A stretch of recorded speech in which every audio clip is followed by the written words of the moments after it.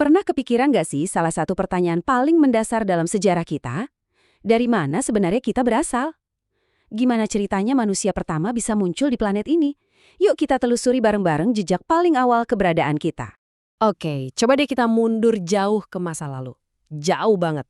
Bayangin sebuah dunia di mana nggak ada satupun bangunan, nggak ada jalan raya, nggak ada rumah, apalagi kota-kota besar. Di dunia ini juga sunyi senyap. Nggak ada tuh yang namanya teknologi di genggaman tangan kita. Bahkan bahasa yang kita pakai buat ngobrol tiap hari pun belum ada. Bener-bener dunia yang sama sekali berbeda.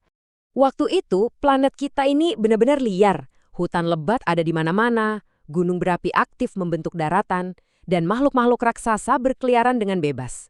Dunia yang megah, tapi juga berbahaya. Nah, tapi di tengah semua keliaran itu, sesuatu yang luar biasa terjadi. Satu makhluk muncul yang beda dari yang lain. Makhluk itu adalah kita. So, pertanyaan besarnya adalah, gimana semua ini dimulai? Buat menjawab pertanyaan itu, ada dua cerita besar yang membentuk pemahaman kita. Yang satu datang dari keyakinan, dan satunya lagi dari sains. Kita mulai dulu dari kisah yang pertama ya, yang berakar dari tradisi dan kepercayaan. Dalam tradisi agama Abrahamik, cerita umat manusia itu berpusat pada satu sosok pertama, Adam. Menurut kisahnya, Adam ini bukan hasil evolusi, tapi diciptakan langsung oleh Tuhan dari elemen bumi, dari tanah, lalu dihembuskan kehidupan ke dalamnya. Adam juga nggak sendirian. Ia ditemani oleh pasangannya, Hawa. Kehidupan awal mereka digambarkan sebagai sesuatu yang sempurna. Mereka tinggal di sebuah tempat yang damai banget, di mana nggak ada yang namanya rasa sakit, lapar, atau penderitaan. Tapi, ada satu peristiwa penting yang mengubah takdir mereka selamanya.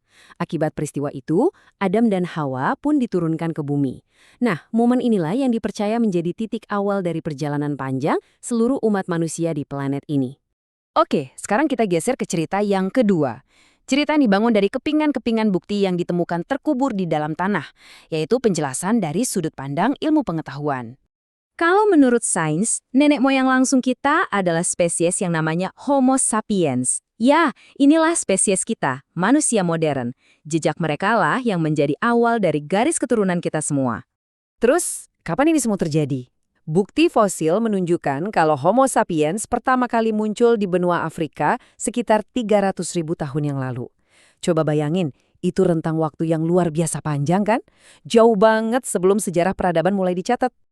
Tapi yang bikin Homo sapiens ini spesial tuh bukan kekuatan fisiknya loh, melainkan kemampuan otaknya. Mereka bisa berpikir secara rumit, berkomunikasi dengan canggih, dan yang paling penting, mereka bisa membayangkan hal-hal yang belum ada, kayak ide, seni, dan masa depan. Jadi, di sini kita punya dua titik awal yang beda banget kan? Satu sisi bercerita tentang penciptaan dari tanah oleh kekuatan ilahi, sementara sisi lain nunjukin kemunculan dari spesies purba lewat proses alami yang makan waktu ratusan ribu tahun. Walaupun cara mulainya beda, kedua narasi ini akhirnya ketemu di satu titik yang sama. Manusia sekarang ada di bumi dan harus memulai sebuah perjalanan. Sebuah perjalanan yang penuh dengan tantangan dan penemuan. Dunia zaman dulu tuh, wah, keras banget.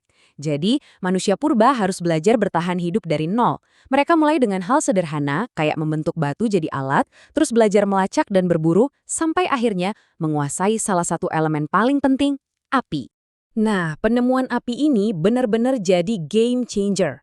Api itu bukan cuma kasih kehangatan atau kemampuan buat masak makanan yang bikin nutrisi jadi lebih baik, tapi api juga jadi senjata ampuh buat melindungi diri dari predator buas di malam hari.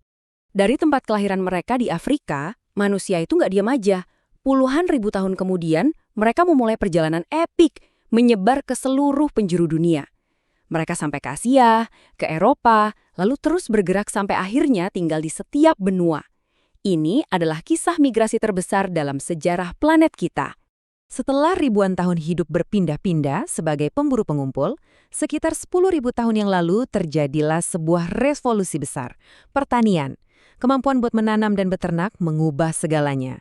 Untuk pertama kalinya, manusia bisa menetap di satu tempat yang kemudian melahirkan komunitas permanen pertama, desa. Nah, dari desa-desa kecil inilah peradaban-peradaban besar pertama mulai tumbuh.